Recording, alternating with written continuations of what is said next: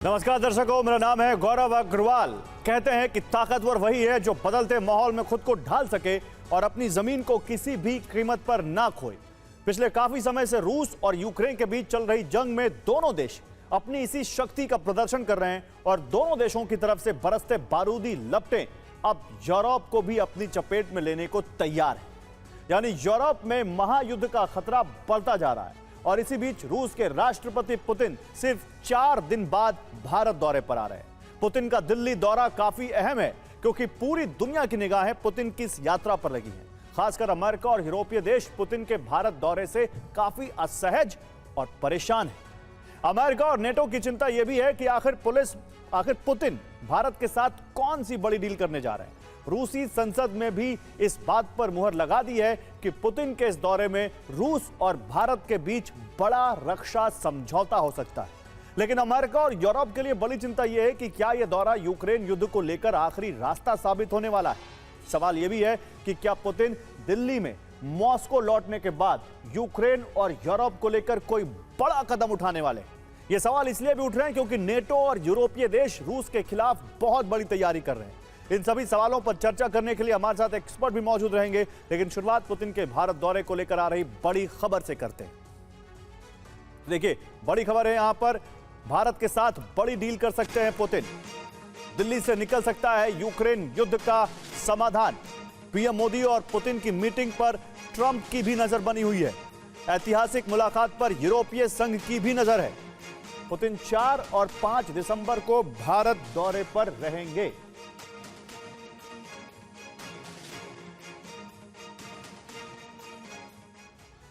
और पुतिन के भारत दौरे को लेकर एक और बड़ी खबर है। पुतिन के दिल्ली दौरे से पहले रूसी संसद का फैसला, भारत के साथ सैन्य समझौते पर लगेगी मुहर।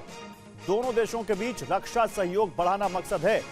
दोनों देशों के रक्षा संबंधों में बड़ा फायदा होगा।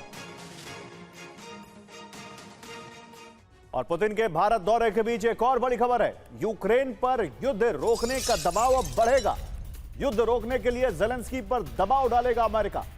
अगले हफ्ते युद्ध रोकने के लिए कहेगा अमेरिका। द वॉशिंगटन पोस्ट के हवाले से यह खबर है। तो अब पुतिन के दौरे के बीच खबर यह है कि युद्ध रोकने का दबाव बढ़ेगा। अब ज़ेलेंस्की पर अमेरिका ज़ेलेंस्की पर दबाव डालेगा कि वो युद्ध रोकें। और कीव पर लगातार दूसरे दिन रूस का बड़ा हमला। विश्गोरोद में रिहायशी इलाकों पर मिसाइल अटैक किया गया है। घरों, बाजारों और सड़कों को निशाना बनाया गया है।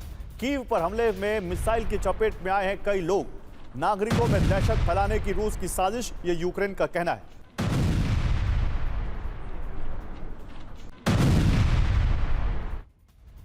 और रूस का कीव पर बैलिस्टिक मिसाइल हमला। कीव में ट्रैफिक के बीच सड़क पर गिरी मिसाइल की चपेट में कई आम नागरिक आ गए। रूस के मिसाइल हमलों से कीव में दहशत। हमले की वजह से अंधेरे में कीव की 6 लाख की आबादी हमले की वजह से 6 लाख की आबादी जो है वो अंधेरे में डूबी हुई है रूस के अटैक के बाद। तो 3 खबरें एक साथ देखिए। अगले हफ्ते युद्ध रोकने के लिए दबाव बढ़ेगा ज़ेलेंस्की पर। दूसरी खबर, मिसाइल की चपेट में कई आम लोग आ गए यूक्रेन में रूस की मिसाइल की चपेट में। कीव में सड़क पर गिरी एक मिसाइल और 6 लाख की आबादी अंधेरे में डूब गई।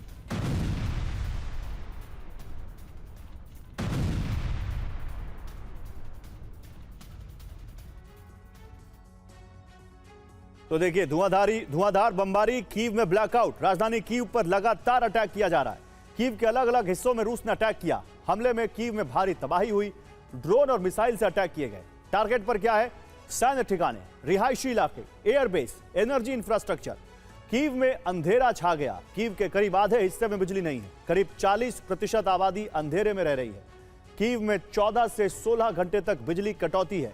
सिर्फ आवासीय नहीं, मार्केट में भी अंधेरा पसरा हुआ है। उधर कीव पर रूस का स्वॉर्म ड्रोन से अटैक। कीव में टारगेट पर हाइड्रो पावर प्लांट। यूक्रेन के ओडेसा में स्कैंडर मिसाइल से हमला। नीप्रो और पावलोग्राद में भी जेरान ड्रोन स्ट्राइक।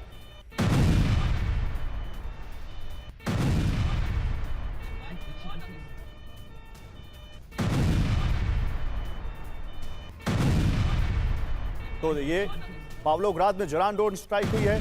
इसके अलावा ओडेसा में भी अटैक किया गया है।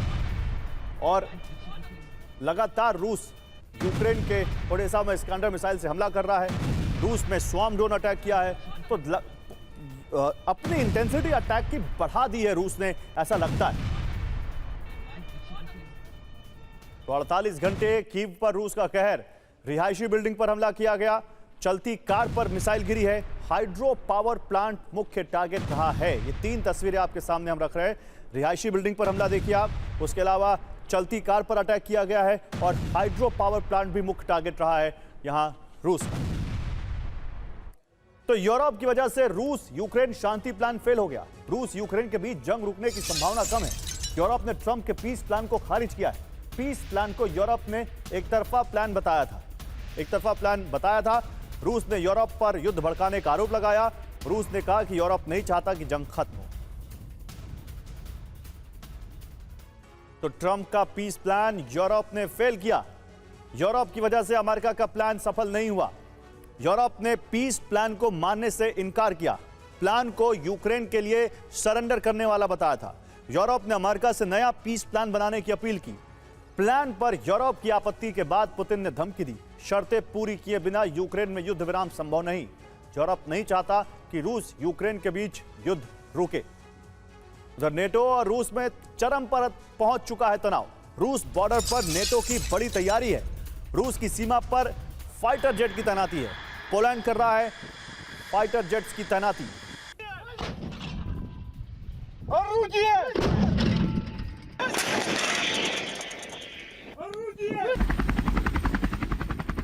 और इस पर बात करने के लिए मेरे साथ मेजर जनरल अनुज माथुर हैं, रक्षा विशेषज्ञ अच्युत कुमार मल्होत्रा हैं, पूर्व राजदूत।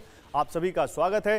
जनरल माथुर, ये क्या हम समझें, पुतिन इंडिया आ रहे हैं, ये तो ठीक है, यहाँ पर बहुत जोर शोर से एक उनकी बड़ी विजिट की तैयारी भी हो रही है और हो सकता है कि उस विजिट में कुछ बड़े समझौते भी हों, लेकिन इस बीच जो ये कीव पर इतनी तेज हुई है, हम उनके जो अटैक इतने तेज हुए हैं, वो क्या बताता है? क्या कोई लिंक है? क्या अमेरिका के पीस प्लान से कोई लिंक है इसका? आखिर क्या आप इसको कैसे डिकोड करते हैं? डेफिनेटली इसका मैं आपको बताता हूँ लिंक क्यों है। हाँ। क्योंकि रशिया ने ये बिल्कुल क्लियर कर दिया है कि ना केवल जो टेरिटरी उनके कंट्रोल में है, बल्कि वो तमाम वो टेरिटरी अपने पास रखेंगे जो कि वो क्लेम करते हैं। ये बात समझने की, क्योंकि उनके पास लगभग 80% टेरिटरी ऑलरेडी है। जो बाकी 20% डॉनबास का इलाका है वो भी रूस कहता है कि हम लेंगे, और अगर आप अपने आप नहीं देंगे तो हम अपने बल प्रयोग से उसको ले लेंगे। पहली बात ये है।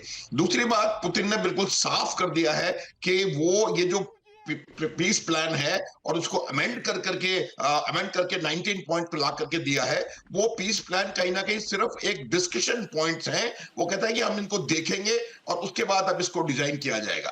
तीसरी बात यह है कि जब पुतिन का भारत दौरा हो रहा है, भारत के प्रधानमंत्री ने पुतिन को चाइना में भी एससीओ की मीटिंग के दौरान भी कहा था कि ये टाइम लड़ाई का नहीं है। तो उनको ये लगता, कहीं ना कहीं ये इस बात का कयास है कि शायद भारत में इस पीस के बारे में कोई बातचीत हो। इसलिए कि जब भी गौरव पीस की बातचीत करने का प्रयास किया जाता है, आप देखेंगे कि इंटेंसिटी और क्वालिटी दोनों अटैक्स की इंक्रीज हो जाती है, ताकि वो ये बता सकें कि हम ये जो पीस की बातचीत कर रहे हैं वो किसी दबाव में या किसी वजह से नहीं है, ये बातचीत करी जा रही है। और मेरा ये मानना है कि जब तक ये एक्सट्रीमिस्ट इनकी स्टैंड रहेगा, डिजायर्ड एंड स्टेट ये एक्सट्रीम रहेगी, ये किसी भी प्रकार से मंजूर नहीं होगा। और कोई मैं इसकी असफलता आने वाले समय में गौरव नहीं देख रहा हूं। अंबेडकर मल्होत्रा, आप भी यही मान रहे हैं? आपको लग रहा है नहीं इससे अलग भी कुछ हो सकता है? नहीं गौरव, मेरा ये मानना है कि जो भारत की यात्रा है उसका एक स्टैंड अलोन एजेंडा है, एक सीरीज में है, ये एनुअल समिट का हिस्सा है। और इसका पूरा जो एम्फेसिस है वो हमारे बायलैटरल रिलेशंस के ऊपर रहेगा।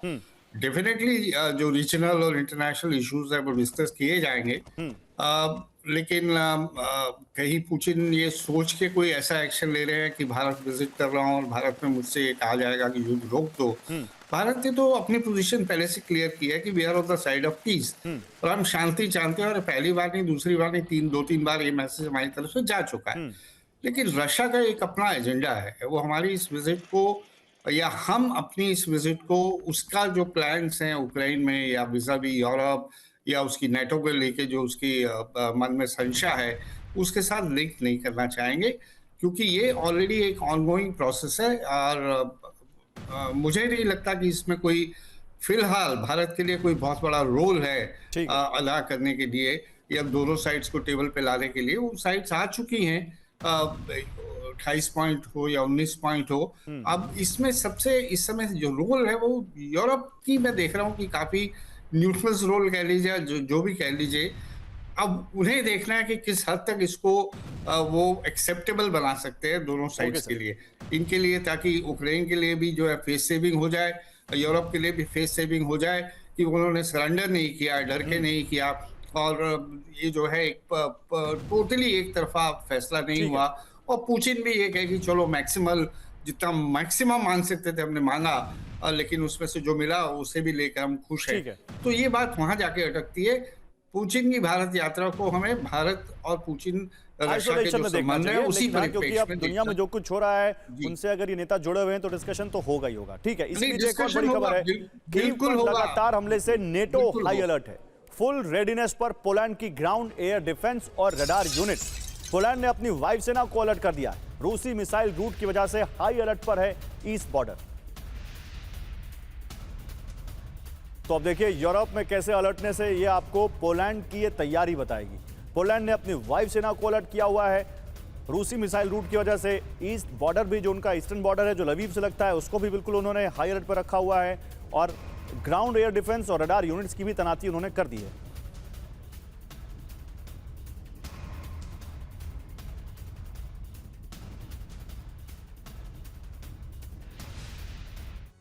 तो कीव पर हमला, हाई अलर्ट पर नेटो।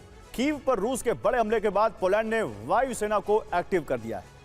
पोलैंड ने ईस्ट बॉर्डर पर फाइटर जेट तैनात किए हैं, स्क्रैम्बल भी कर दिए हैं। रूसी मिसाइल स्ट्राइक की दिशा को देखते हुए हाई अलर्ट जारी किया गया। फुल रेडीनेस पर पोलैंड का ग्राउंड बेस्ड एयर डिफेंस और रडार सिस्टम। नेटो ने एयर ट्रैकिंग और क्रॉस बॉर्डर मॉनिटरिंग बढ़ाने के निर्देश दिए हैं। रूस के Tu-95 बॉम्बर की उड़ान मार्ग पर लगातार नजर रखी जा रही है। तो ये सब कुछ हो रहा है यूक्रेन में, लेकिन रूस से बड़े युद्ध की तैयारी में है नेटो। रूस के बॉर्डर की ओर नेटो की सैन्य मूवमेंट। 8 लाख सैनिकों की रूस के फ्रंट लाइन पर तैनाती का प्लान है। जर्मन दस्तावेज में नेटो की जंगी तैयारी का ब्लूप्रिंट सामने आया है। नेटो की तैयारी पर ब्रिटिश न्यूज वेबसाइट की रिपोर्ट है।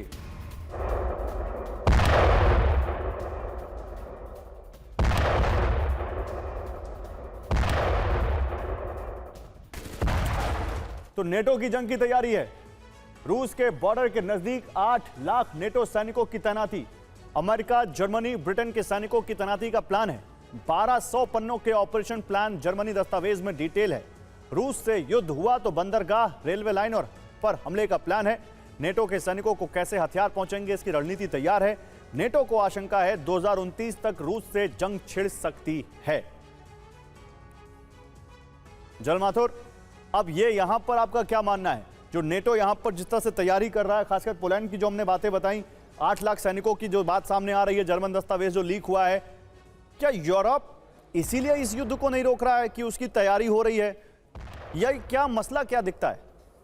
देखिए, ये पहले बात कर चुके हैं। मैं ये बता रहा हूँ कि यूरोप जो है वो जो ईस्टर्न यूक्रेन है उसको न केवल यूक्रेन का ईस्टर्न सेंटिनल मानता है, बल्कि वो यूरोप का ईस्टर्न सेंटिनल मानता है। कहीं ना कहीं उनको ये इस बात का खतरा है या आभास है कि हो सकता है कि रूस अपना मकसद यूक्रेन में हासिल करने के बाद रुके ना, और हो सकता है कि उससे यूरोप के कुछ खास करके ईस्टर्न यूरोपियन कंट्रीज को रूस आगे बढ़ के इनके ऊपर हमला करने का प्रयास करे, पहली बात। दूसरी बात, यूरोप का ये बहुत क्लियर समझना है कि जो रशिया है उनके लिए कहीं ना कहीं एक खतरा रशिया है, तो इसलिए वो नहीं चाहते कि ये यूक्रेन की कोई भी टेरिटरी इस प्रकार से रशिया के हाथ में चली जाए, और उसके अलावा यूक्रेन को किसी भी तरीके से यूरोप के किसी भी ऑर्गेनाइजेशन में, चाहे वो नेटो हो या ईयू हो या कोई भी हो, उसमें ना शामिल होने दिया जाए। तो उनको ये लगता है कि ये पूरा का पूरा इलाका कहीं ना कहीं रूस अपना एक बफर बना करके रखना चाहता है, और वो मुझे लगता है यूरोप को अपनी सिक्योरिटी के हिसाब से मंजूर नहीं है। मेरा ये मानना है कि यूरोप जो है एक नया सिक्योरिटी आर्किटेक्चर तलाश कर रहा है यूरोप में, और वो सिक्योरिटी आर्किटेक्चर जिसमें अमेरिका के ऊपर डिपेंडेंस थोड़ी कम होगी या शायद ना हो, इस प्रकार का सिक्योरिटी आर्किटेक्चर वो तैयार कर रहे हैं। इसीलिए उन्होंने जो स्ट्रेटेजिक मनूवर्स हैं वो उन्होंने ईस्टर्न यूरोपियन कंट्रीज की तरफ और आर्मीज को तैयार करना, अपने डिफेंस बजट को बहुत ज्यादा मल्टीफोल्ड बढ़ा देना, तो ये तमाम चीजें एक प्रकार की फ्यूचरिस्टिक पॉसिबिलिटी को देखते हुए उसकी तैयारी करने की मुझे लगता है। लेकिन ये मूवमेंट सारे डिफेंसिव इन नेचर हैं। मुझे लगता नहीं है कि यूरोप या नेटो कहीं भी कोई ऑफेंसिव एक्शन गौरव लेने की तैयारी कर रहा है। ये अपने आने वाले समय में अगर रशिया कुछ करता है उससे किस प्रकार तो ये डिफेंसिव तैयारी है, ऑफेंसिव तैयारी नहीं। ठीक है। इसी बीच डोनबास से बड़ी खबर है जहां यूक्रेन ने विध्वंसक हमला किया है। डोनबास में रूसी फ्रंटलाइन पर हमला किया गया है। यूक्रेनी हमले में रूस के वेपन स्टोरेज में विस्फोट हुआ है। पूरे डोनबास पर कब्जे की जंग लड़ रहा है रूस। और यूक्रेन की 5वीं असॉल्ट ब्रिगेड की विध्वंसक तैयारी। यूक्रेन की ब्रिगेड ने ब्राउनिंग M2 का टेस्ट किया है। रूस के आर्मर्ड ग्रुप पर यह लाइव टेस्ट किया गया।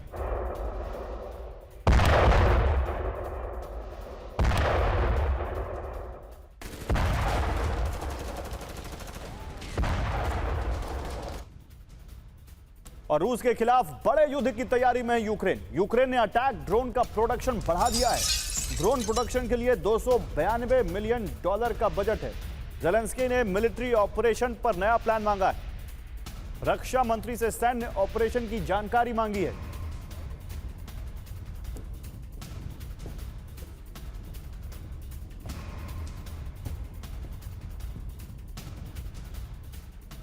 तो ज़ेलेंस्की की बड़ी वॉर प्लानिंग, ड्रोन से रूस में विनाश। रूस के खिलाफ बड़ी जंग की तैयारी में है यूक्रेन। प्लानिंग को लेकर ज़ेलेंस्की की एक इमरजेंसी मीटिंग उन्होंने की है। ज़ेलेंस्की ने रक्षा मंत्री और सेना के अधिकारियों से मीटिंग की। ज़ेलेंस्की ने मिलिट्री ऑपरेशन को लेकर नया प्लान मांगा। ज़ेलेंस्की ने अटैक ड्रोन खरीदने के लिए बजट बढ़ाया है। ड्रोन प्रोडक्शन के लिए $292 मिलियन का बजट रखा गया है। अम्बाज़र मल्होत्रा, क्या आपको लगता है कि वाकई अभी यूक्रेन इस हालत में है कि वो इस तरह का कोई कदम उठाए जहां वो एक लंबी वॉर की तैयारी इस हालत में करे, जहां अमेरिका इतना प्रेशर बना रहा है कि नहीं अब तुम्हें पीस प्लान साइन करना पड़ेगा? ये कर क्या रहे हैं ज़ेलेंस्की? देखिए, ज़ेलेंस्की खुद अपने आप से कुछ भी नहीं कर सकता। ज़ेलेंस्की की उसके पास इतनी रिसोर्सेज नहीं है। वो तो अगर यूरोप उससे सपोर्ट नहीं करेगा, अमेरिका उससे सपोर्ट नहीं करेगा, तो उसे घुटने टेकने पड़ेंगे। हाँ, ये देखिए, सारा जो दारो मदार है इस समय यूरोप के चारों तरफ घूम रहा है। जनरल साहब ने भी जैसे बिल्कुल ठीक कहा, यूरोप के पर्सपेक्टिव से आपसे देखिए, अगर देखिए रशिया का क्या पर्सपेक्टिव था। रशिया का पर्सपेक्टिव ये था कि यूक्रेन अगर नेटो का मेंबर हो जाता तो नेटो जो है उसके बैकयार्ड में आके बैठ जाएगी। और यूरोप का पर्सपेक्टिव ये है कि अगर ईस्टर्न यूक्रेन में रशिया आके बैठ जाता है तो वो फिर उनके जो है आके बॉर्डर या उनके बैकयार्ड में आके बैठ जाएगा।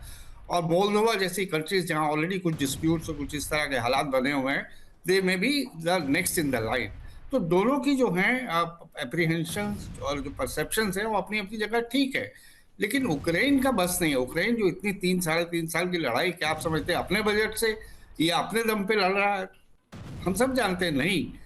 ये अमेरिका की सपोर्ट है, यूरोप की सपोर्ट है। और जिस दिन ये बंद हो गई, अब इसमें दो लोगों, इसमें अमेरिका क्या स्टैंड लेता है? मान लीजिए यूरोप और यूक्रेन इस पीस डील को इस टर्म्स एंड कंडीशंस पे नहीं स्वीकार करते हैं, तो क्या अमेरिका मान लेगा? इसे डोनाल्ड ट्रंप को ना सुनने की आदत नहीं है, ये हम देख चुके हैं। एक तो ये है कि चलो ठीक है यार, नहीं मान रहे तो जाओ, मरो लड़ो। नहीं है, लेकिन पुतिन के साथ तो 2 बार ना सुन चुके हैं वो। मोल्डोवा और रूस के बीच टेंशन बढ़ गई है। मोल्डोवा में फिर घुसे हैं रूस के ड्रोन। मोल्डोवा के स्पेस में रूस के 2 ड्रोन घुसे हैं। घुसपैठ के बाद मोल्डोवा ने एयर स्पेस बंद कर दिया।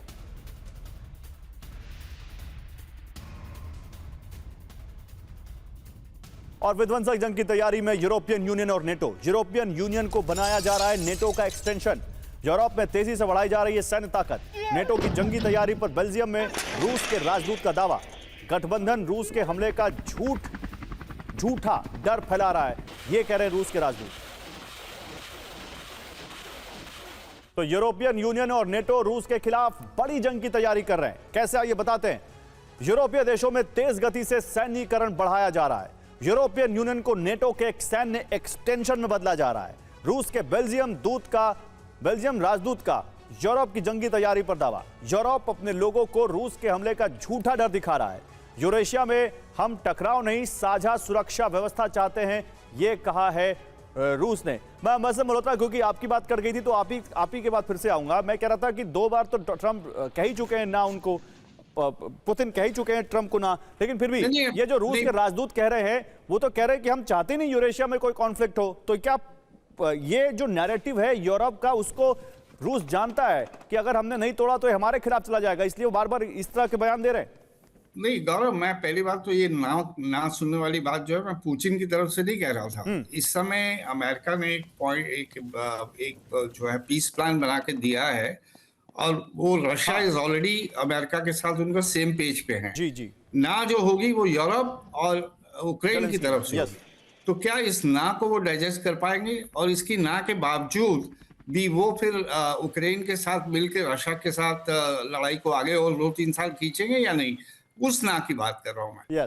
तो बाकी जो दूसरी बात है, पुतिन तो कह रहे हैं, उनके आप रिपीटेडली स्टेटमेंट्स अगर आप सुन लीजिए तो ये कह रहे हैं कि हम ये जो लोग ये फालतू की बात कर रहे हैं कि हम यूरोप के ऊपर हमला करेंगे, या ये नैरेटिव है जो जो मेरे खिलाफ बनाया जा रहा है, या रशिया के खिलाफ एक किस्म की एक इमेज बनाई जा रही है रशिया की, वो दुश्मन है यूरोप का। उन्होंने हाल ही में प्रेस कॉन्फ्रेंस में भी बोला है, तो कोई इरादा नहीं है इस तरह का।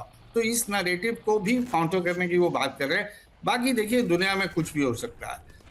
आप सडनली देखें कि ये पीस प्लान फेल हो गया और लड़ाई इस सीमा तक बढ़ गई कि फिर वो किसी के भी कंट्रोल से बाहर चली गई। सही बात कह रहे हैं। देखिए, इसी सभी लोग कह रहे थे 22 फरवरी 2022 में भी तो लोग कह रहे थे नहीं रशिया अटैक नहीं करेगा तो ये 10 दिन चलेगी लड़ाई, 15 दिन चलेगी लड़ाई। और अटैक होगा तो 3 दिन में वॉर खत्म हो जाएगी, हफ्ते भर में वॉर खत्म हो जाएगी, कोई काइनेटिक वॉर नहीं होगी। और अब देख रहे हैं क्या हो रहा है। इसी बीच देखिए, इस बड़ी खबर आ रही है, हमले की स्थिति में 8 लाख नेटो सैनिक जर्मनी से मूव किए जाएंगे। जर्मनी ने बड़े युद्ध का रोड मैप बनाया है, पोर्ट, रोड और रेलवे की पूरी लॉजिस्टिक मैपिंग की है। जर्मनी की 1200 पेज की एक secret war plan file leak हो गई है। रूस से जंगी तैयारी पर वॉल स्ट्रीट जर्नल की यह रिपोर्ट है। 8 लाख सैनिक जर्मनी से मूव किए जाएंगे, मतलब आप समझिए कितनी बड़ी तैयारी में है यूरोप, अगर यह वाकई बात सही है तो। जर्मनी ने बनाया रूस से जंग का सीक्रेट प्लान। रूस से जंग के हालात में नेटो सैनिकों की मूवमेंट का प्लान तैयार किया गया है। 8 लाख नेटो सैनिक जर्मनी के रास्ते ईस्ट यूरोप भेजे जाने की तैयारी में है। पोर्ट, रोड, नदी और रेलवे की खास कॉरिडोर के रूप में चुना गया है।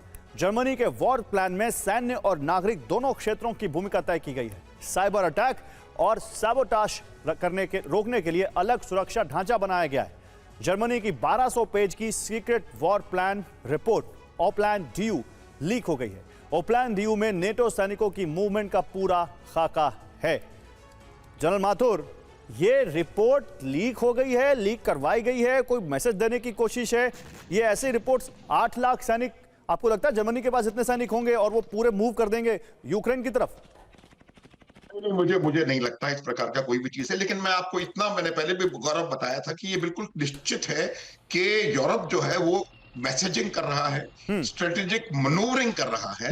और वो ये बात मेरे को लगता है कहीं ना कहीं उनके बैक ऑफ द माइंड ये है कि रशिया जो है वो ईस्टर्न यूरोप के लिए खास पूरे, और ये हो सकता है पूरे यूरोप के लिए थ्रेट बन जाए, तो उसको किस प्रकार से वो उससे निपटेंगे, इसकी तैयारी हो रही है। और ये जो रिपोर्ट का जहां तक लीक होने का सवाल है, हो सकता है ये भी एक इंटेंशनल हो सकता है, मैं कह नहीं लगे है या नहीं है, हो सकता है उसकी वजह बिल्कुल साफ है कि वो रूस को ये बताना चाहते हैं कि ये जो नेटो की फोर्सेस हैं या यूरोप जो है वो रूस का सामना करने के लिए तैयार है।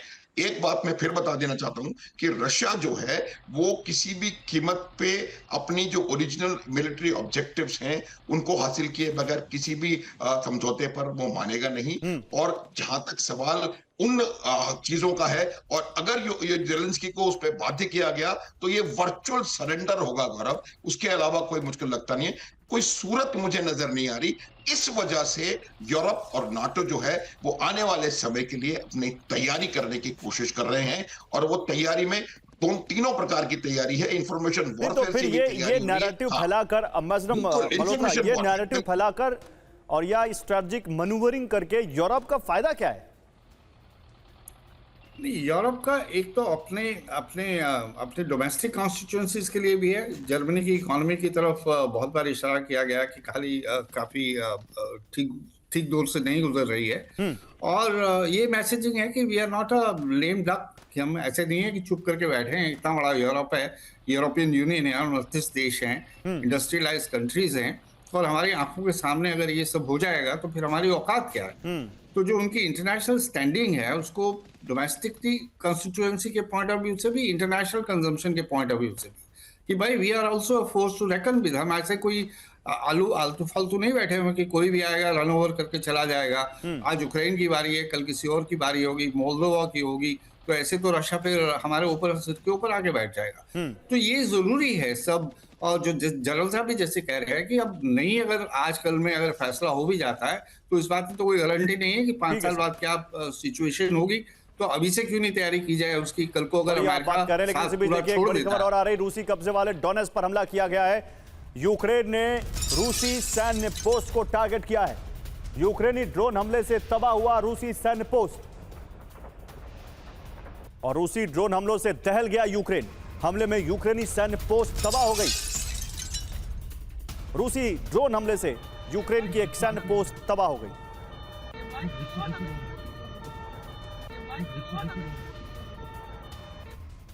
और रूस के रोस्तोव में यूक्रेन ने दागे ड्रोन। यूक्रेन ने रोस्तोव में रिहायशी इलाकों पर हमला किया है। हमले में कई इमारतों को भारी नुकसान पहुंचा है। तो रोस्तोव भी बॉर्डर का ही एक शहर है जहां पर रिहायशी इलाकों पर यूक्रेन ने ड्रोन दागे। तो 3 खबरें एक साथ दिखाता हूं मैं आपको। देखिए, यूक्रेन ने रूसी पोस्ट को तबाह कर दिया। ड्रोन हमले से तबाह हुई रूसी सैन्य पोस्ट। रूस ने ड्रोन अटैक किया और हमले में यूक्रेन की सैन्य पोस्ट तबाह हो गई। और रोस्तोव में रिहायशी इलाकों पर हमला किया यूक्रेन ने। जनरल माथुर, लेकिन एक चीज बताइए, क्या आपको लगता है कि जिस तरह से यूरोप अमेरिका के पीस प्लान को डीरेल करने की कोशिश कर रहा है, इस बार भी कहीं कोई रे ऑफ होप नहीं है, कोई उम्मीद नहीं है? या क्योंकि डोनाल्ड ट्रंप पड़े हुए हैं कि नहीं पीस प्लान साइन करो, तो इस बार ये सर्दी जाते जाते इस युद्ध का भी खात्मा होगा, युद्ध को भी साथ लेकर जाएगी? देखिए, मैं बता दूं आपको कि जब आप अपना जो डिजायर्ड एंड स्टेट है उसको इतनी एक्सट्रीम पर रखेंगे तो मुझे लगता नहीं है कि उसका कोई सोल्यूशन निकल पाएगा। दोनों को अपने अपने डिजायर्ड एंड स्टेट्स में मेल्ट डाउन लाने की जरूरत पड़ेगी। और जिस प्रकार से आप बता रहे हैं कि यूक्रेन के हमले लगातार हो रहे हैं और रशिया भी काउंटर ऑफेंसिव काउंटर हमले कर रहा है, उससे एक बात मेरे को लगता है मेरे को समझ में आ रही है, वो ये है कि अगर आपको इवेंचुअली जो टेबल पे जाना पड़ेगा, नेगोशिएटिंग टेबल पे, और उस समय कहीं अगर ऐसा हुआ कि भाई जो जहां है वहीं सीज फायर करें और बाकी बातचीत बाद में करें, तो अब मेरे को लगता है कहीं ना कहीं थोड़ा सा अटेंशन वो ग्राउंड पोजीशन को इंप्रूव करने में दे रहे हैं। यही वजह है कि रशिया भी लगातार जमीनी हमले कर रहा है और ज्यादा से ज्यादा विलेजेस को या ग्राउंड को कैप्चर करने की कोशिश कर रहा है। और जो यूक्रेन है वो रीगेन करने का प्रयास कर रहा है उन जगहों को, क्योंकि अगर ये शुरुआत हुई किसी भी पीस प्लान की तो पहला ये होगा कि भाई जो जहां है वहीं सीज फायर किया जाए और उसके बाद बातचीत की जाए। और अगर ऐसे में उसी जगह पर सीज फायर किया जाएगा तो उसमें दोनों साइड्स अभी चाह रही है कि वो थोड़ा इंपॉर्टेंस करें। मैं एक बात बताऊं गौरव, दोनों के हुए हैं, दोनों कहीं ना कहीं चाहते हैं, मेरे को क्योंकि 3-4 साल लगातार हो गए हैं, इतना आसान नहीं होता है 4 साल लगातार एक आर्मी को लड़ते रहना। तो ये कहीं ना कहीं उनके बैक ऑफ द माइंड है कि उनको इवेंचुअली आने वाले टाइम में उनको नेगोशिएटिंग टेबल्स पे आना पड़ेगा। इस वजह से वो अपनी ग्राउंड पोजीशन इंप्रूव करने का प्रयास कर रहे हैं। बिल्कुल सही बात। और इसी बीच रूस के कुर्स्क में यूक्रेन ने हवाई हमला किया है। कुर्स्क के लगोव्स्की में रेलवे स्टेशन पर जोरदार बमबारी की है यूक्रेन ने। यूक्रेनी हमले में रेलवे स्टेशन को भारी नुकसान पहुंचा। ये देखिए तस्वीरें, कितना बड़ा धुएं का गुबार है। ये कुर्स्क का इलाका है जहां रेलवे स्टेशन पर हमला किया है। एक रेलवे स्टेशन या रेलवे स्टेशन के पास का इलाका, ट्रैक, जहां पर जोरदार बमबारी की है यूक्रेन।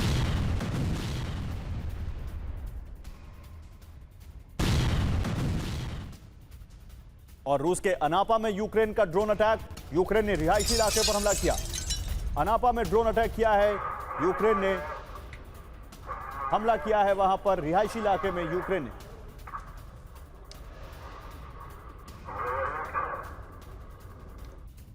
और रूस के अनापा के दूसरे इलाके में भी यूक्रेन का हमला, ड्रोन हमले के बाद जोरदार धमाका। अनापा के एक दूसरे इलाके में भी ड्रोन हमला किया यूक्रेन ने। हमले के बाद जोरदार धमाका हुआ। ब्लास्ट के बाद अनापा शहर दहल गया।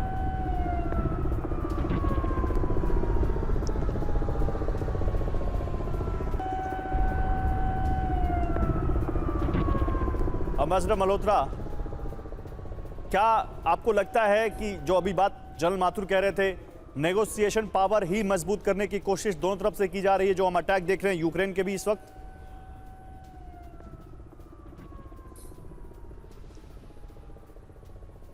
अम्बेसडर मल्होत्रा, अब तक मेरी आवाज आ रही है?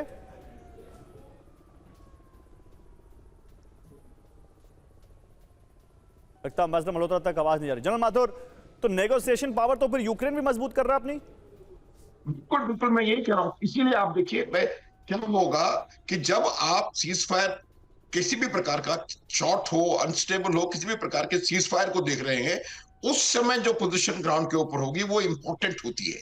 उसी वजह से आप देखेंगे कि जो पहले पूरा कंसंट्रेशन अट्रिशन वॉरफेयर, पूरा कंसंट्रेशन नॉन कॉन्टैक्ट वॉरफेयर पे था और सिर्फ ड्रोन्स और मिसाइल्स और एयरक्राफ्ट से लड़ाई हो रही थी, वो कहीं ना कहीं आपने पिछले कुछ दिनों में देखा होगा। ये मेरे को इस प्रकार का नजर आ रहा है कि उन्होंने इंटेंसिटी ग्राउंड ऑपरेशंस की बढ़ाई है। उसके लिए वो ग्राउंड ट्रूप्स का इंतजाम भी कर रहे हैं। मेरे ख्याल से Russia is looking for ground troops, कहीं से और से उनको इसको लाने का प्रयास कर रहे हैं। तो मेरा यह मानना है कि अब कहीं ना कहीं दोनों को यह लग रहा है कि हमें गाए बगाए नेगोशिएटिंग टेबल्स पे आना पड़ेगा। उस समय अपनी एक्चुअल फिजिकल ग्राउंड पोजीशन पे वो पोजीशन को इंप्रूव करना चाहते हैं। ठीक है, मैं एक व्यू इस पर अम्बेसडर मल्होत्रा का भी चाहता हूं। अम्बेसडर मल्होत्रा, जो बात जनरल माथुर कह रहे हैं, आपको भी लगता है कि ये पूरी लड़ाई केवल इस वक्त नेगोशिएशन पावर जितनी से ज्यादा खुद की मजबूत कर ली जाए उसी की रेस चल रही है, क्योंकि सबको मालूम है कि कभी ना कभी तो आना ही पड़ेगा टेबल पर? नहीं, बिल्कुल गौरव, बिल्कुल सही बात है। अक्सर देखा ये जा रहा है कि यहाँ ये इंसिस्ट किया जा रहा है कि सीज फायर नहीं होगा, सीधा पीस डील होगी।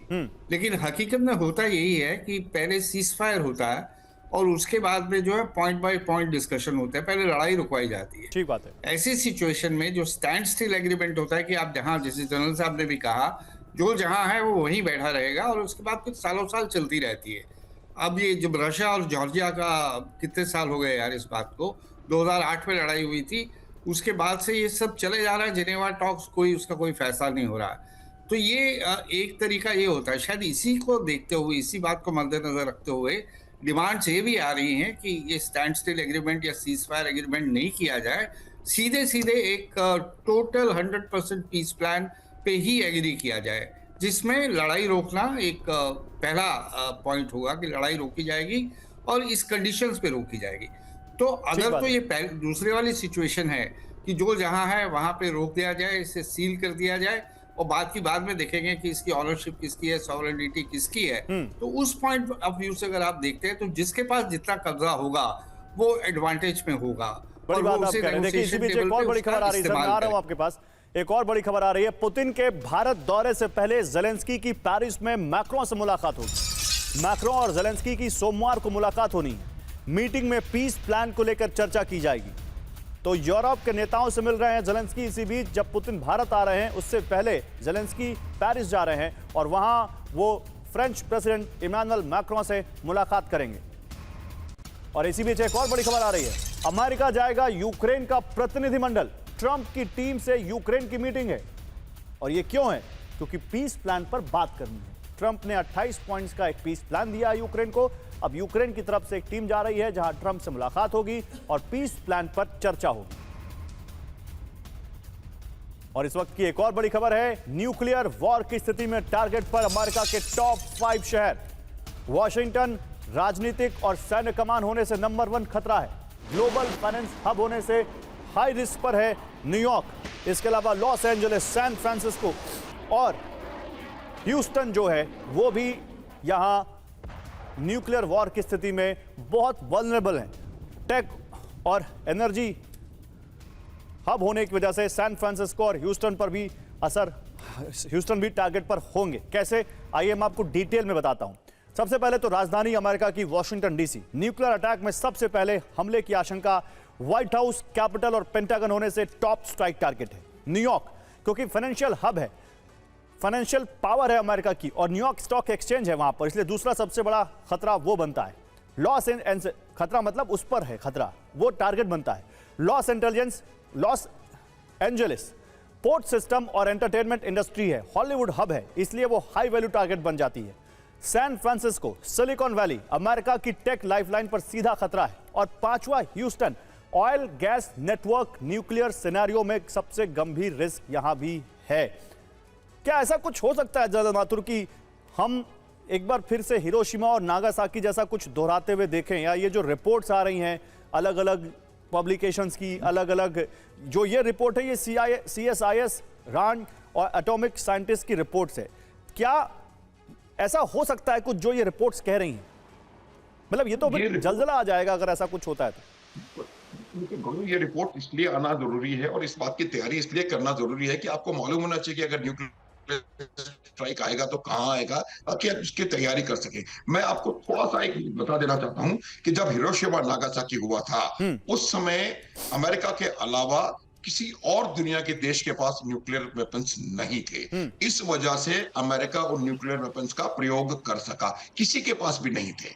अब चूंकि पूरी दुनिया में नौ कंट्रीज तो गारंटीड है जिनके पास न्यूक्लियर वेपन्स हैं, और जो एडवर्सरीज इस समय एक दूसरे के सामने नजर आ रही हैं, उन दोनों के पास इतना बड़ा जखीरा है कि वो एक दूसरे के देश को तो क्या पूरी दुनिया को कई बार खत्म कर सकते हैं। तो मेरा यह मानना है कि इन रिपोर्ट्स का मकसद यह है कि वो तैयारी कर सके कि अगर ऐसा कुछ हुआ, लेकिन ऐसा कुछ होने की संभावना मेरे हिसाब से लगभग नहीं के बराबर है, क्योंकि वो भी इस MADS को समझते हैं, it's a mutually assured destruction. अगर आपने न्यूक्लियर स्ट्राइक करना शुरू किया तो ये जो सेकंड स्ट्राइक कैपेबिलिटी दूसरी कंट्री की है उससे आप भी कहीं ना कहीं बचेंगे नहीं। तो ये बिल्कुल निश्चित है कि अगर न्यूक्लियर इनिशिएशन होता है तो that will be A disaster, Gaurav, for the earth. अब मैं इसी पर एक लास्ट व्यू लेता हूं एम्बेसडर मल्होत्रा का। एम्बेसडर मल्होत्रा, आपका क्या व्यू है इस पे? बिल्कुल, देखो गौरव, न्यूक्लियर टेक्नोलॉजी, न्यूक्लियर कैपेबिलिटी का अगर कोई पॉजिटिव डायमेंशन है तो ये है कि डेटरेंस है। सब डरते हैं इस बात से कि एक ने छेड़ा तो पूरा जो है मधुमक्खी का जो छत्ता अगर खुल गया तो पूरी दुनिया की तबाही हो जाएगी, जिसमें वो खुद भी शामिल होंगे। जो पहला स्ट्राइक करेगा वो बचेगा नहीं। तो ये डेटरेंस जो है न्यूक्लियर वेपन टेक्नोलॉजी का, यही इसका पॉजिटिव डायमेंशन है, और इसी को ध्यान में रखते हुए मुझे नहीं लगता कोई पहल करेगा। बहुत शुक्रिया सर आपका, बहुत शुक्रिया जनरल माथुर आपका हमारे साथ जुड़ने के लिए।